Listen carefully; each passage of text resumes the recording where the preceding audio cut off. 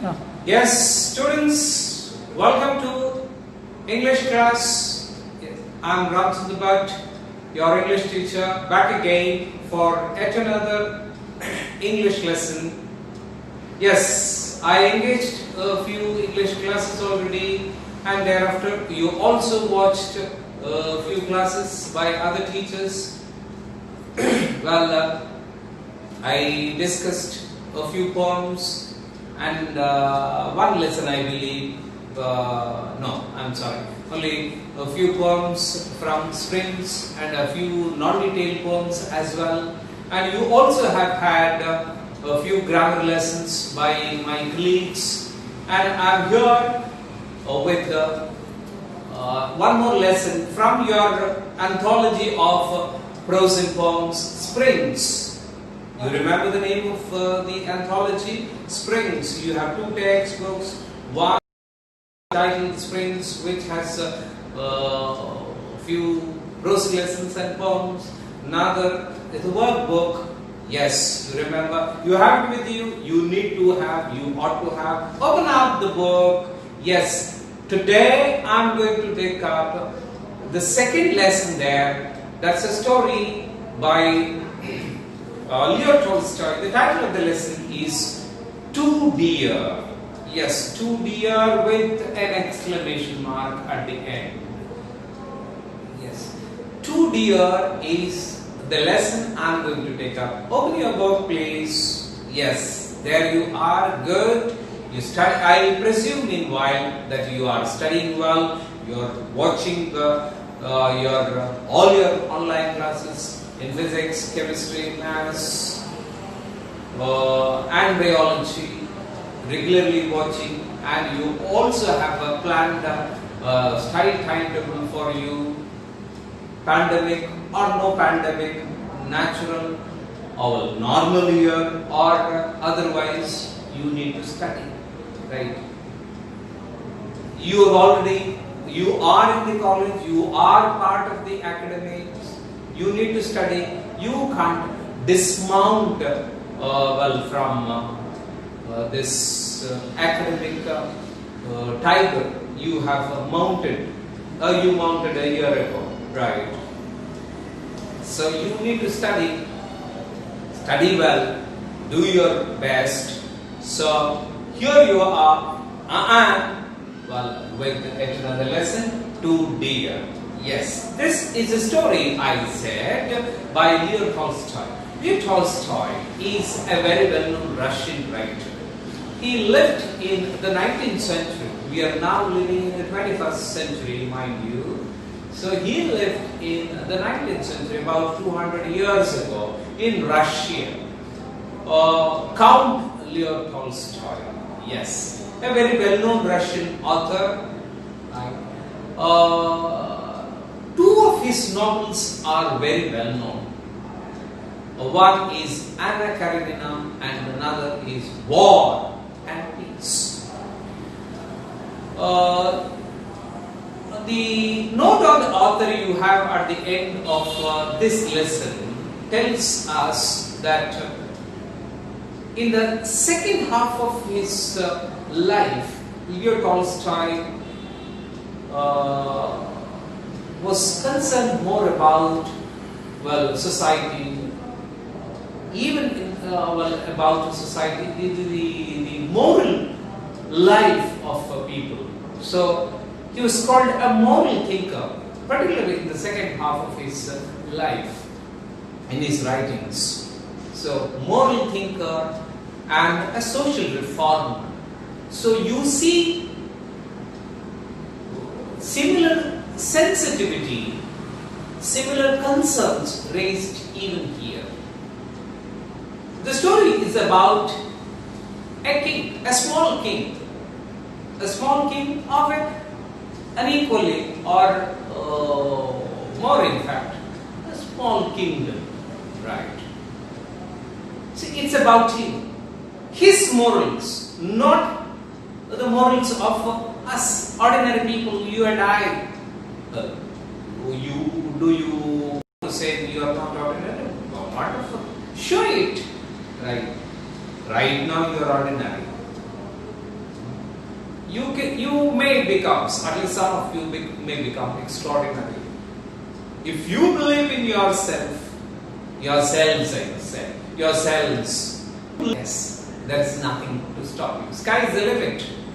You can be extraordinary, right? I'm talking about you now. Well, that you includes me too, right? So he's not talking about ordinary people like you and I. He's talking about a king, the rulers in general, as you have it in literature usually, right? Literature always is representation. It has its representational value. So if a person is talked about, that person represents a kind of people or society or an institution, right? So it's representational.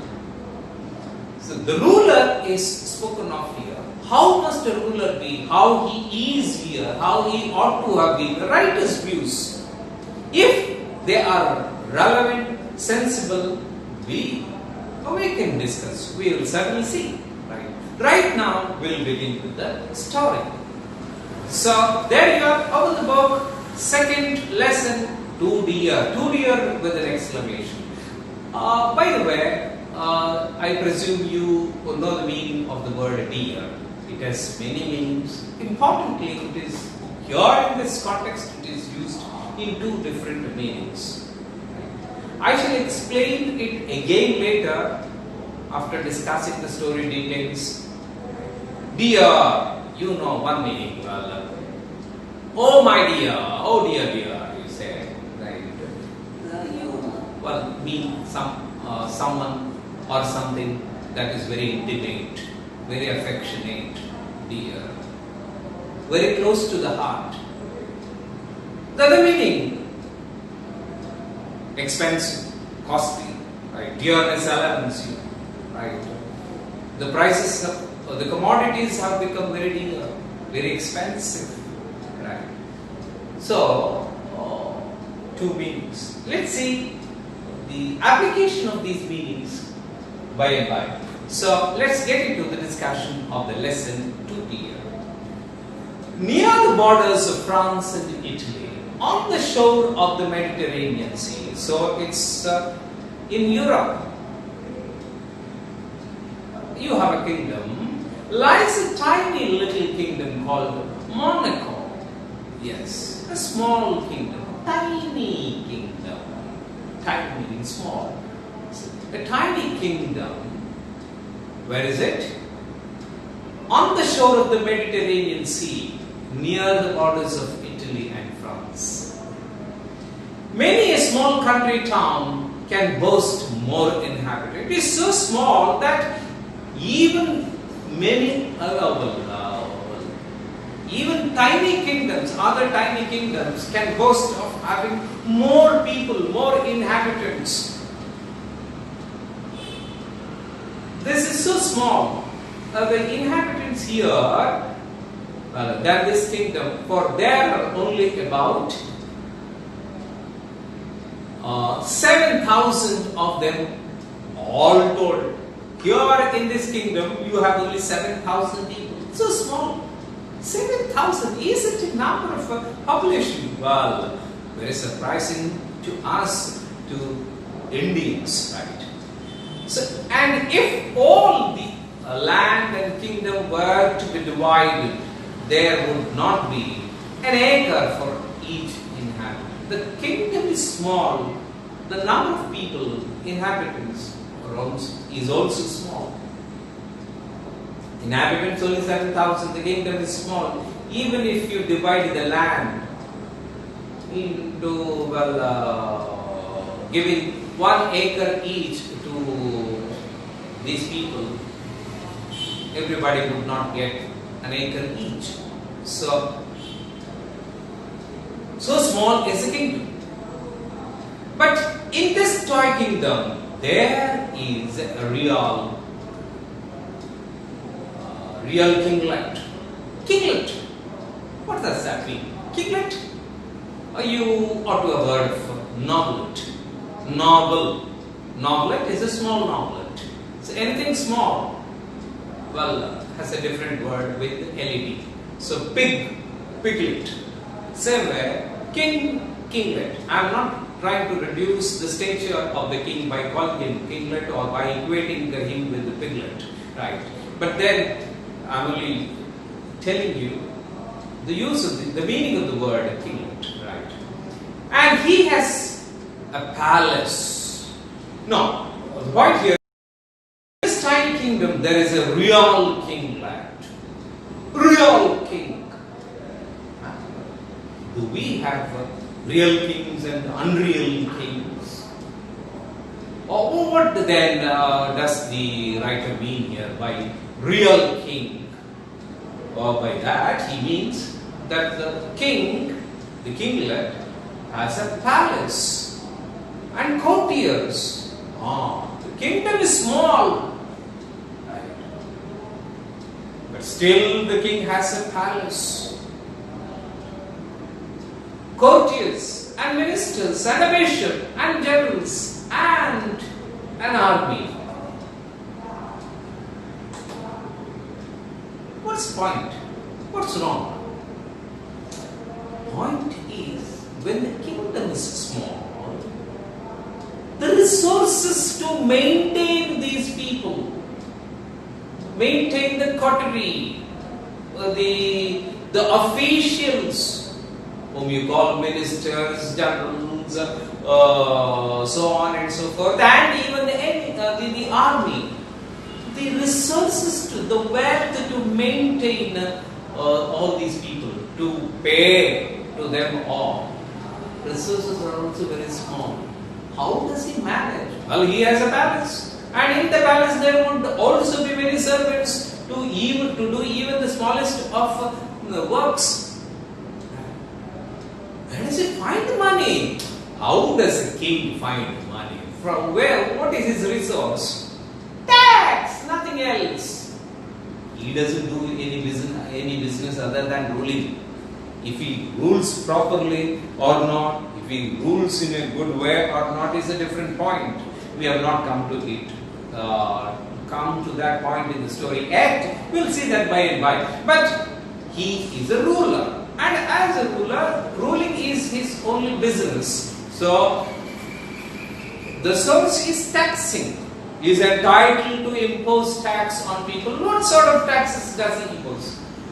The number of people, the number of inhabitants we must keep in mind, well, is only 7,000. So, with the taxes from 7,000 people, how much money can he have? And how does he maintain all these things? Let's see. Yeah. It's not a large army. Yes, not a large army. Only 60 men in all. 60, small army. A pygmy army. Right? But still, it's an army. There are people. All these 60 people will have to be paid. If the army is going to be used in any warfare, any war against the enemy, or if any other work is assigned to the army men or not, is totally different point. But they have to be paid. They have to live. Right? There are also taxes in this kingdom. Taxes have to be there. They are the source of a ruler. As elsewhere. A tax on tobacco, on wine, and on spirits. As usual, you have it everywhere, right? Tax on tobacco products, cigarette. Well, in the locally, BD, right? On wine, liquor, right? Excise duty. Spirits, all the same. And a poll tax. Poll tax is the tax levied on each individual, right? Every one of the subjects, the citizens. These are the different he can collect from his people, 7,000 people. But though the people there drink and smoke, as people do in other countries, there are so few of them that the prince would have been hard put to it to feed his courtiers and officials and to keep himself if he had not found a new and special source of revenue. This is what I spoke about earlier. A small kingdom, only 7,000 people from whom he can collect taxes, and not many taxes either. And in addition, like elsewhere, people do drink and eat. On eating, you can't impose tax, but on drinking liquor, tax can be imposed. On the consumption of tobacco products, tax can be levied. But not many people drink and use tobacco products since. So much so that had he not found another source of income, the king would have been hard put to maintain his status as a king. Maintaining the status as a king means retaining his coterie, the ministers, the generals, army, and the palace. It would have been hard put. It would have been impossible for him. So he has another source of income. What is that? Let's see. So this special revenue comes from a gaming house. There you are. Gaming house, gambling. Where people play roulette. Roulette is a gamble, right? You have many gamble games. Dice you have. You remember story from Mahabharata where the eldest Kaurava, Duryodhana, we will use the right word, lured the eldest Pandava, Yudhishthira, for a game of dice. He knew very well that Yudhishthira has this weakness. He is not good at playing the dice, but he has this weakness. So, being counseled by his uncle Shakuni, Duryodhana,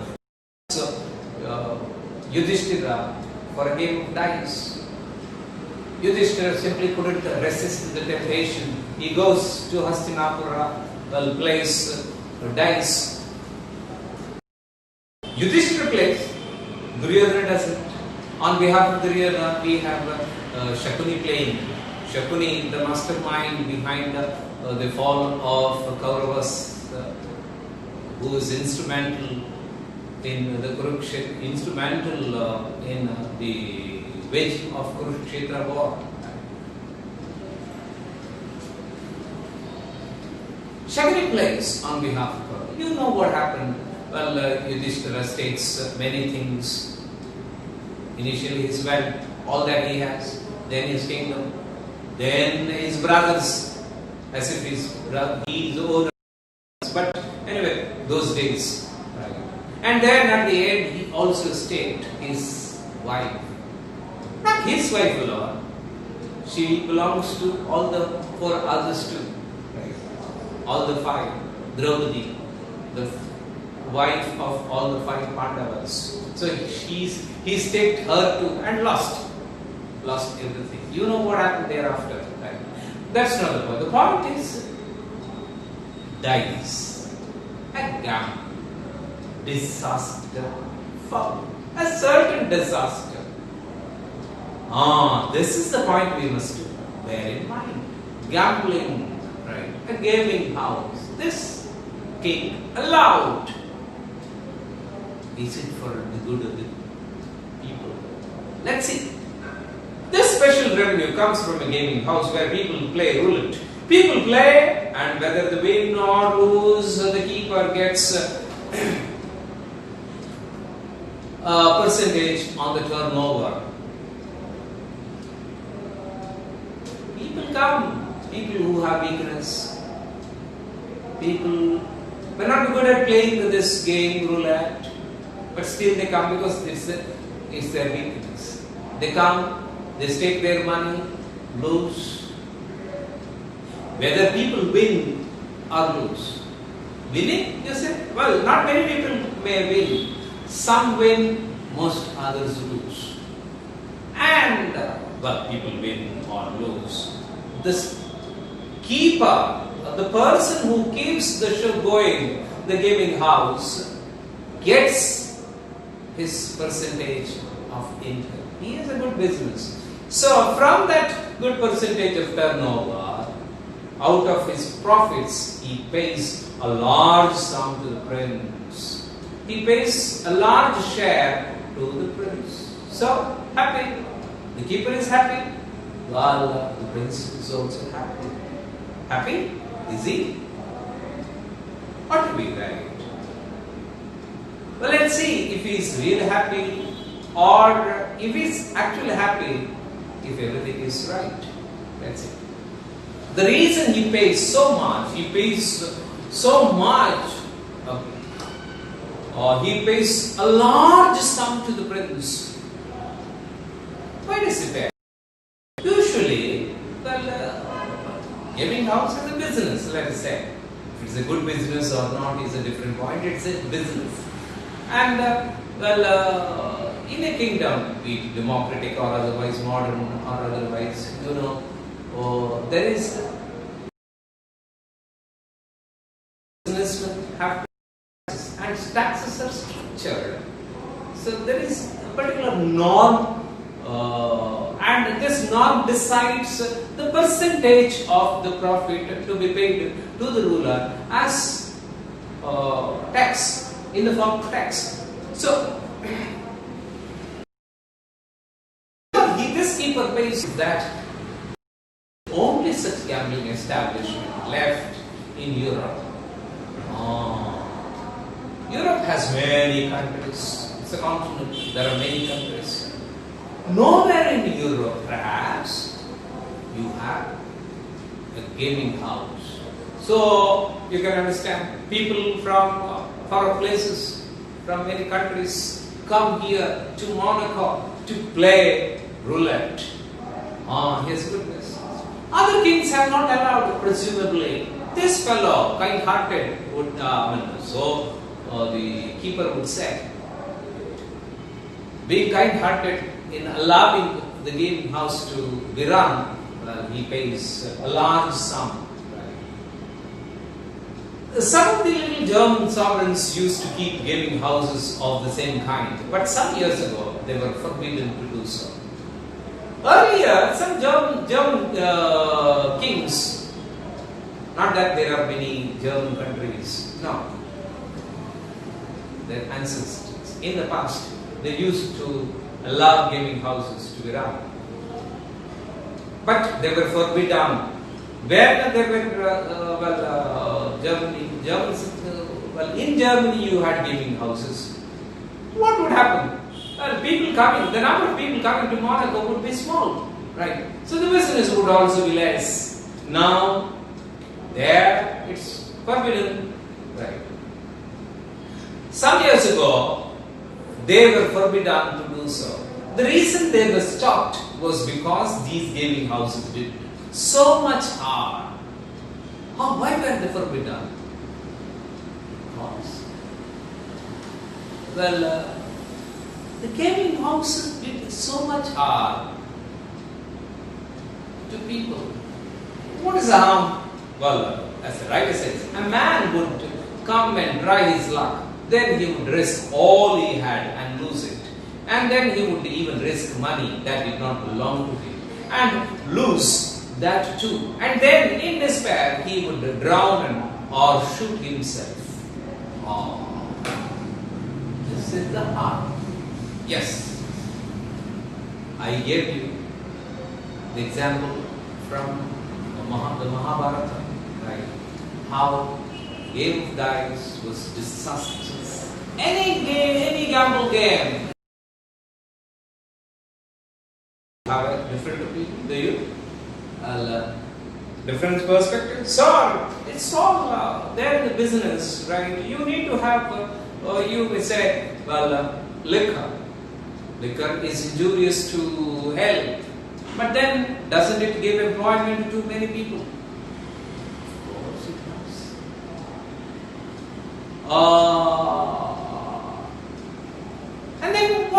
consider it wrong. Why do you see? Only this point, that it does harm to some people.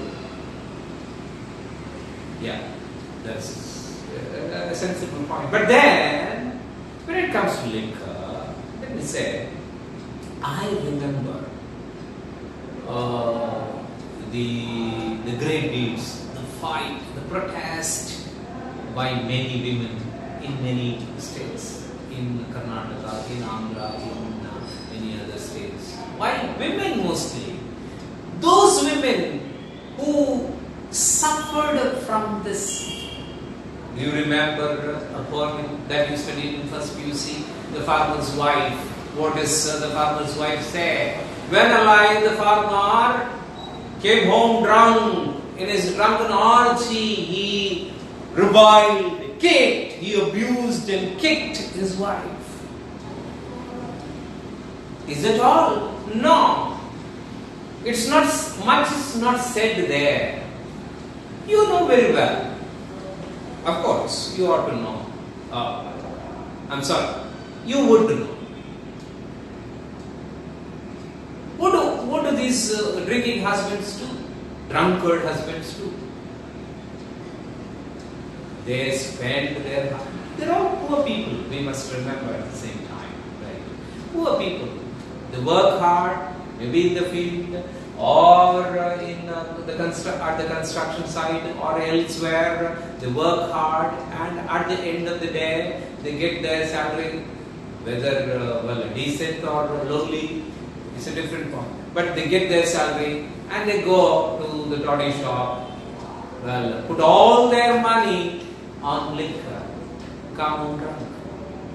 And sometimes or many times it so happens that they don't have enough money.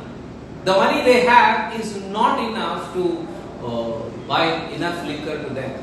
So what do? They go home, they pester the wife. Usually, women live wisely. They don't waste their money. They spend frugally on necessities. So these wives would save a little money. Many times it could be, by eating less or spending less on even the necessary things. So that's how they would save money. These husbands come, pester the wife. May not be just pestering, harassing, assaulting. All these things would be there. Finally, they take the money from the wife and give it to the liquor man, the liquor seller. So life is miserable. Life of the poor becomes miserable. This is what we must bear in mind. In rural India, even today, but not be only in rural India, even in cities, with poor people. But do I then mean that it's okay if the rich are allowed to go, if good bars and restaurants are kept open?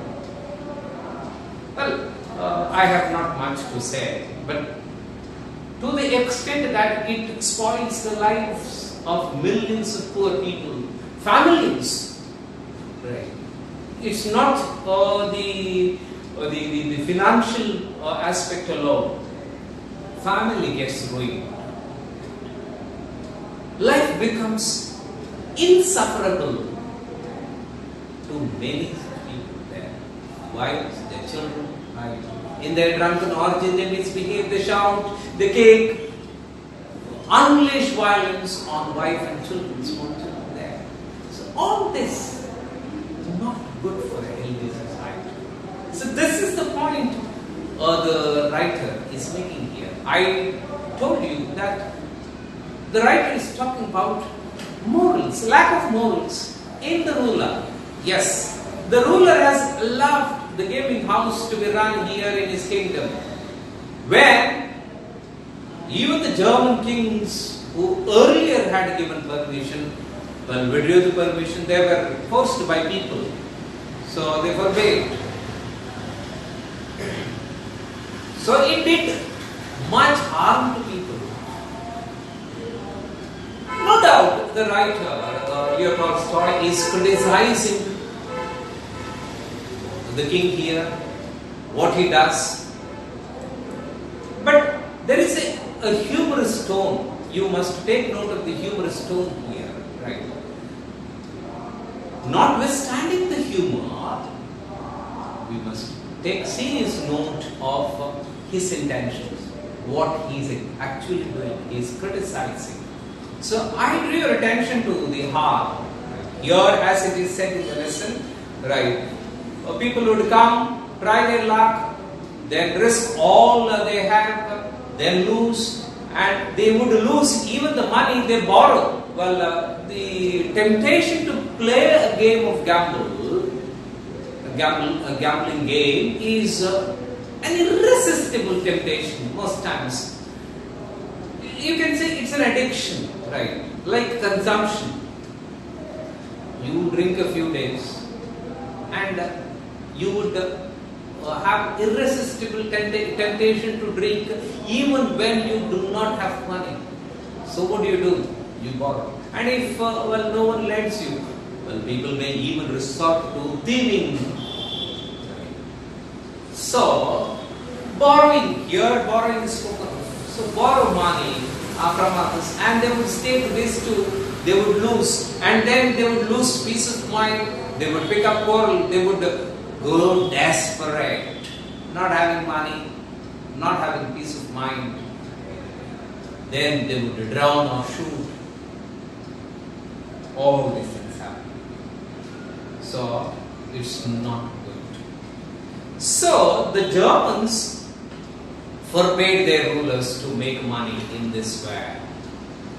It's not that the German kings realized the bad impact, the negative impact of roulette and decided to ban it. People realized, people forced the king. The target of the criticism is the ruler. But there was no one to stop the Prince of Monaco. Nobody to stop the King of Monaco. So he remained with a monopoly of the business. Earlier at least there were other gaming houses. Today, now there is only one gaming house and many people came. It's a good business. But did you say how he gets the money is equally important? Did you say end justifies the means is not always true? Means are as important as the end. Did you say all that? If you said you think rightly, we need wealth, we need money, we need wealth to live. How much we need, it depends on our needs, right? What we are, what we do, all that. But then, how do we get this money, this wealth that we need to live? We must work, right? We must make good use, maximum use of the ability given to us by nature or by God. Ability, physical ability, mental ability, right? Everything, we make use of it. In abilities that we are endowed with, we are all different from each other. Right? Some of us could be extremely talented in their own respective field. Others may not be. Others might not have yet discovered their abilities, from their talents. Hence, might not have been able to use their abilities. They must be helped to the extent possible. But then, everybody must work. Working is an honorable way of living. Work brings its own dignity to man. Man can live honorably when he works honestly and earns his living, his or her. That's a good life. A life where men are morally strong. But here, no. Doesn't the ruler know it? Doesn't the ruler? A ruler ought to know. Who should a ruler be? How should a ruler be? Right? The ruler must be knowledgeable.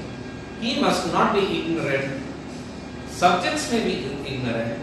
People ruled by him could be ignorant. But the ruler must be good. And that's what you see in the democratic form of governance. The ablest one gets elected by people and rules. Well, theoretically, that's how it happens. It ought to happen. So, the ablest one ought to know, must have a vision. He is also called the leader. Ruler is the leader. The leader must know what and how his followers must live. What is right, what is wrong, how people must live. He must have a vision, he or she. Does this ruler have? Does this ruler realize what he is doing? Let's see. But there was no one to stop the Prince of Monaco, and he remained with the monopoly of the business. As long as money came in, he was happy. Was he? Let's see. So now everyone who wants to gamble goes to Monaco, whether they win or lose. The prince gains by it. Whether people win or I told you, in a game of gamble, only some win. May not be always. Most others simply lose. Whether people win or lose, the keeper gets his money. He has good business and gets his money. So does the king here. You can't earn stone palaces by honest labor. The king lives in a palace, palatial bungalow. Right? Palace is not a small hut. Right? To build it, to maintain it, well, you need money, you need wealth. A person living in a palace has to be a king and he must live accordingly, maintain his status. For all that, he needs money. We have already seen that the kingdom is a small one. Monaco is a small kingdom. Only 7,000 people. How much tax would they be paying? And is that enough to maintain his status as a king? To pay the ministers, generals, courtiers, the army men, all that. Is that enough? That is not enough. It would have been hard, but we have already seen. Right. You can't earn palaces by honest labor, as the proverb says. And the kinglet of Monaco knows it. It's a dirty business. The kinglet knows that's a dirty business. Right. It's not good. What's the tone here? I told you, it's a little humorous, right? Not worded with strong words of criticism here. No, humorous. Yet, the author doesn't approve of it. The author nonetheless criticizes the views held by the king. The king's policy of allowing the gaming house to be run. You can't have stone palaces with honest labor. Must you dare and live in palaces if you cannot have stone palaces with honest labor? Must you live in stone palaces? Is the question an honest king would have raised. This king is not honest then. Is he totally a wicked man then? There we are. It's not always easy to make a black and white picture of people, turning some black, wicked people, others virtuous. Right?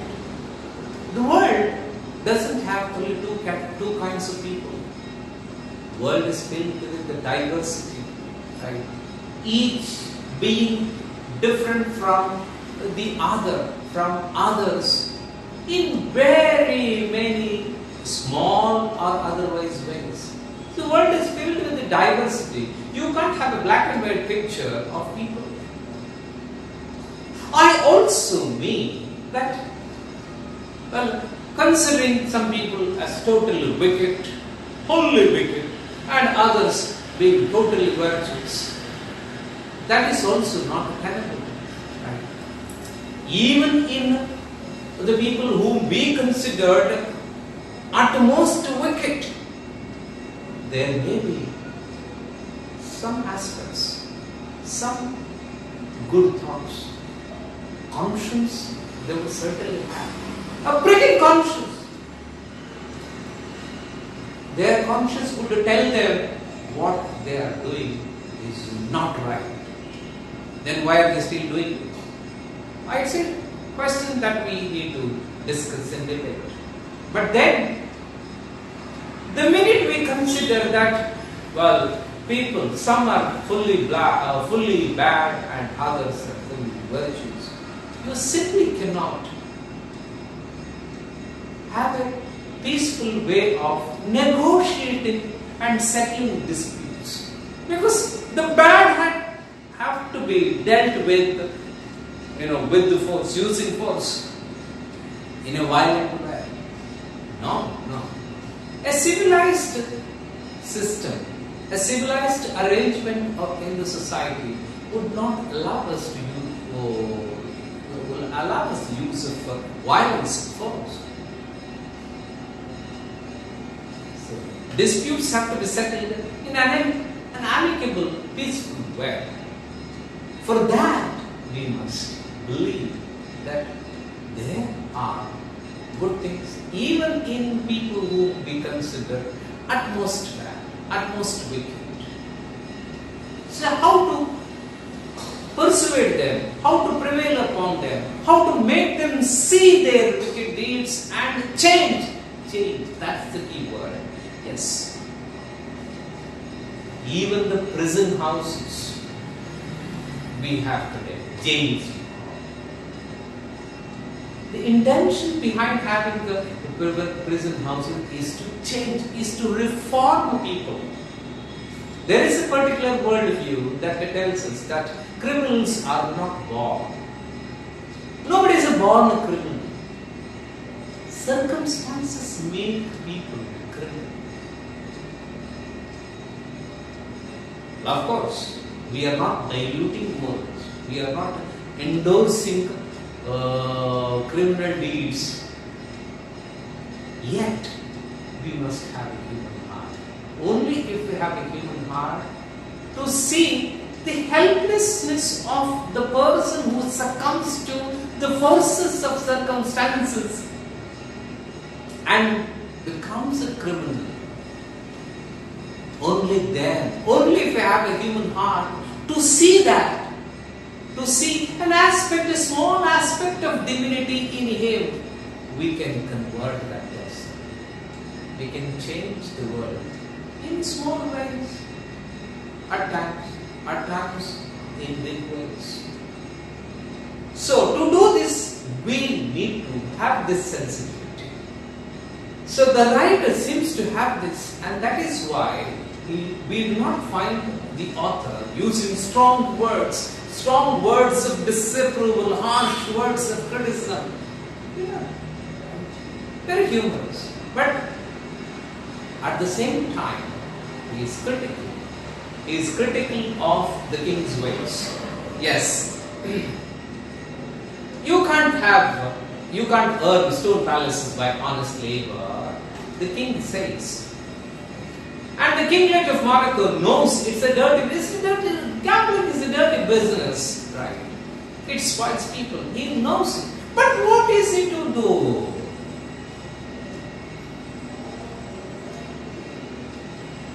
Is the author approving of it? No, not approving.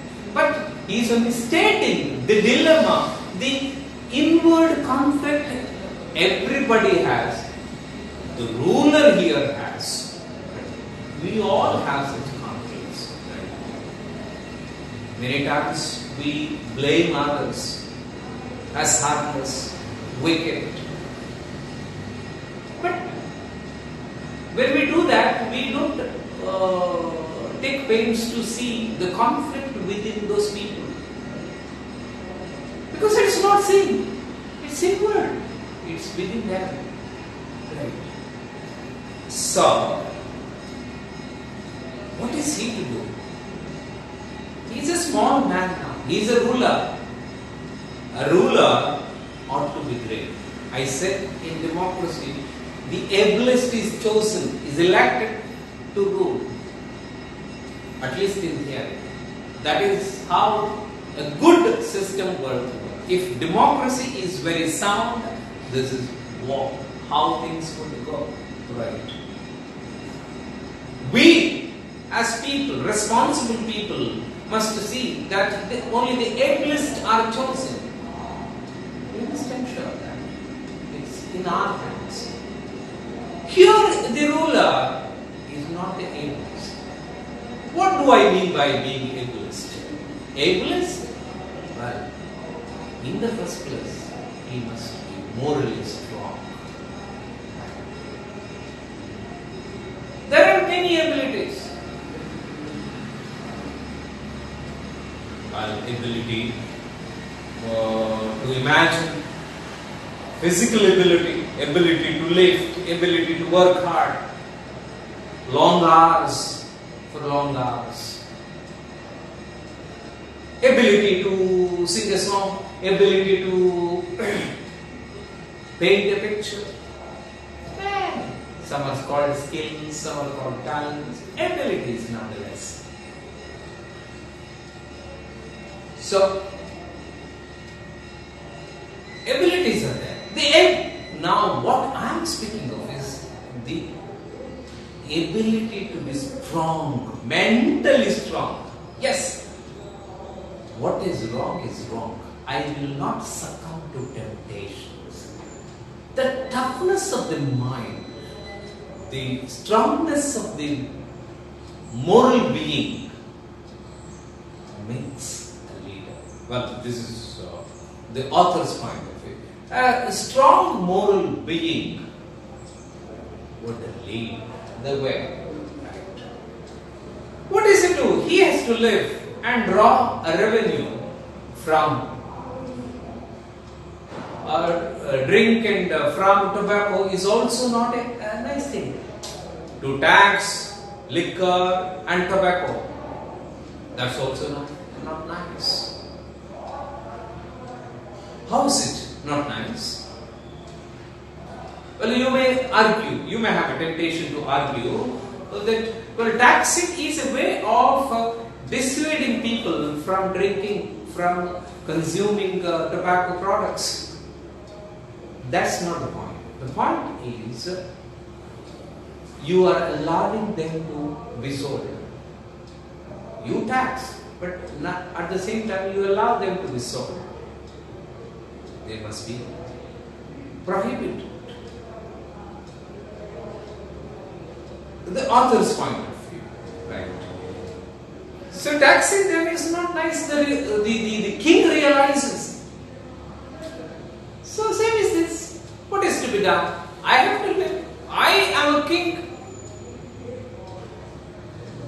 Who? King means ruler. Who is a ruler? How does someone become a ruler? I said, in democracy, the ablest becomes the ruler. Wise abilities, imagination, thought, heart, everything, right, makes a leader a leader, a great one, to be able to show the path to all others, the path ahead, right? So, this king is a ruler by virtue of being a king.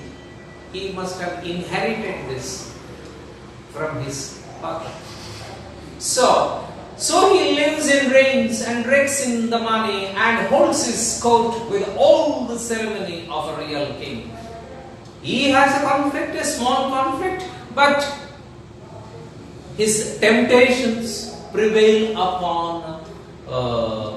over his wisdom, better sense, moral being, and he succumbs to the temptation of enjoying power, enjoying money and wealth. So he rakes in money and rules the kingdom with all the ceremony, right? Like a real king. Real king, don't mistake again, not by his deeds, but not by the greatness of his deeds, but by the ceremony. Yes, all the ceremonies, right? He has his coronation. He's anointed the king. His levies. He rewards sentences, pardons, and he also has his reviews, councils, laws, and courts of justice. This is what a ruler does in the business of administering the kingdom. Giving rewards, giving punishment, holding councils, reviews, this and that. Ruling. He does. Not that he does it well. He does it and he enjoys it. He wants to stick to his position, his power. Just like other kings, only on a smaller scale. Because the kingdom is small, on a smaller scale. Now, the story is yet to begin. So far we saw only a preamble, right? Now it so happened a few years ago. Now we come to the story. That a murder was committed in this toy princess kingdom. There was a murder. The people of that kingdom are peaceable. People are peace-loving. They won't quarrel. They are not violent. They are not a violent community. Peaceable. So, you did not have such things till then. People, in fact, did not hear of such things. And such a thing had not happened before.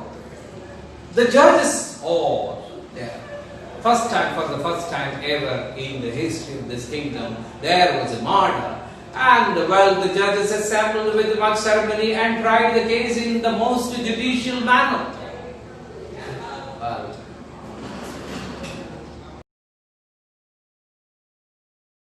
Ministry involves all this.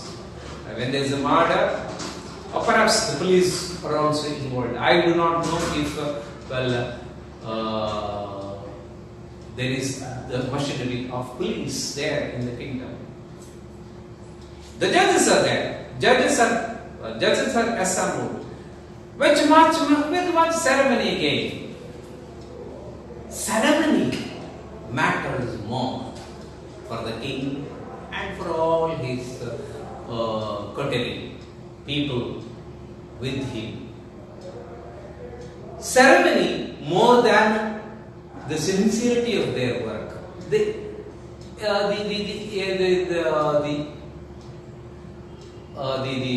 effectualness of their work. How effective their work is. They tried the case. The judges assembled much ceremony. They tried the case in the most judicial manner. I said ceremony because it's a ceremony that people see. What they see is the ceremony. They are the emblems of power. Yes. You know,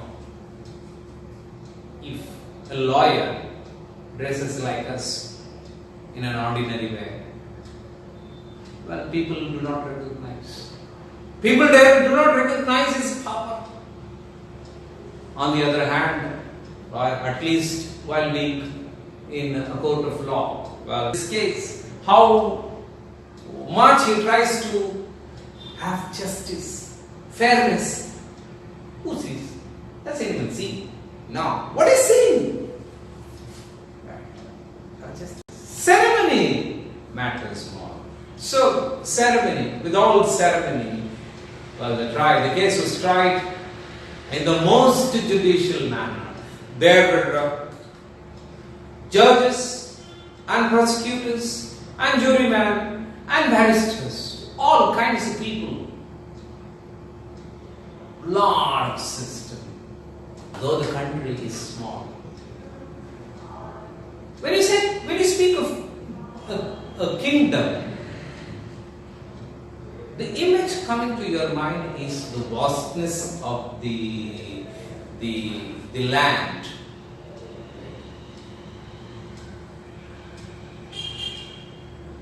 How vast? The vaster the land, larger must be the system, more must be the number of officials employed here, working here. But it's a small kingdom. So, is there a necessity to have so many officials? Is there so much work in the system?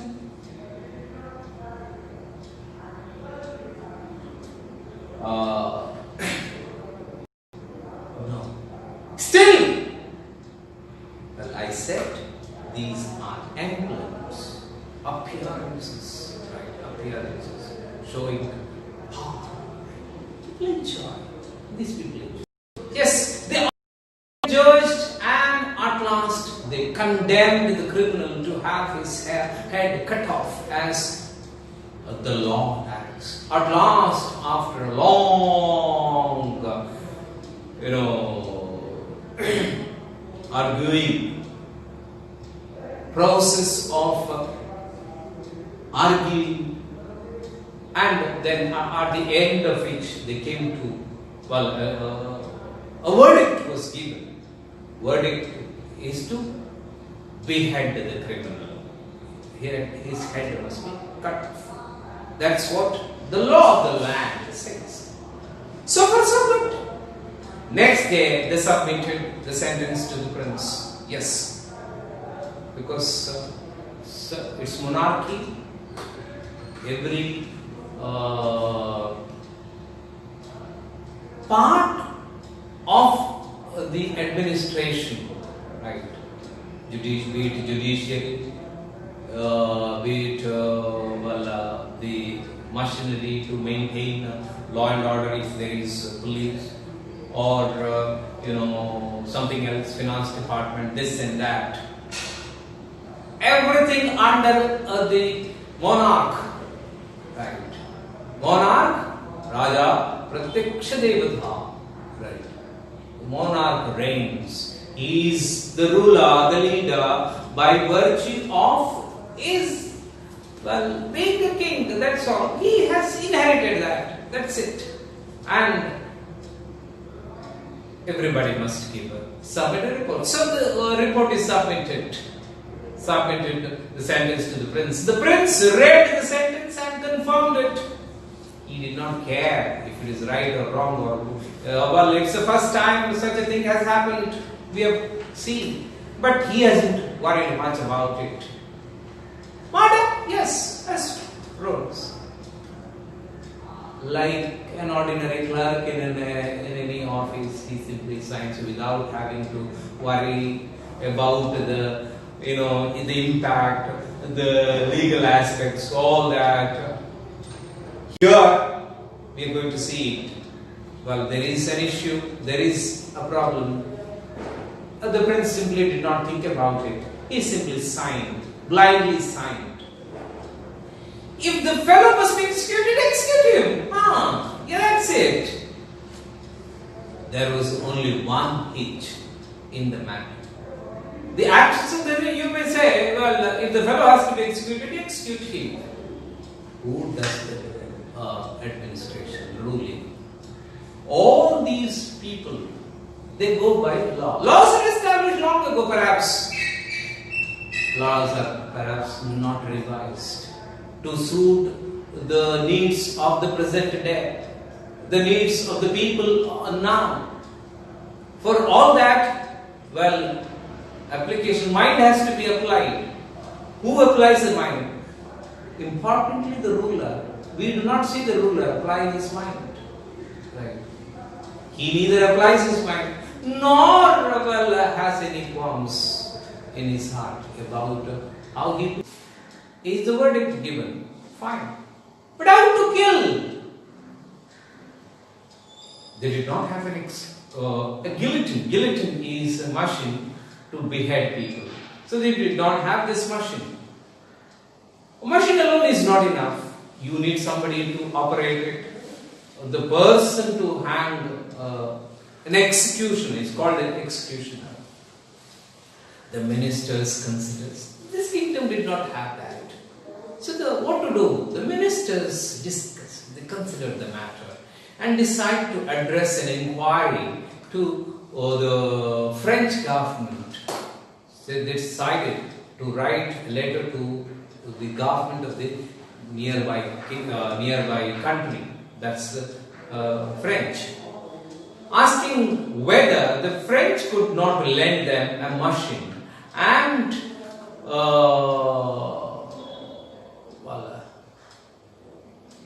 an expert to cut off the criminal's head. There is a guillotine machine in France, and they wrote a letter if they can, France can lend a guillotine machine and also an expert to cut off the criminal's head.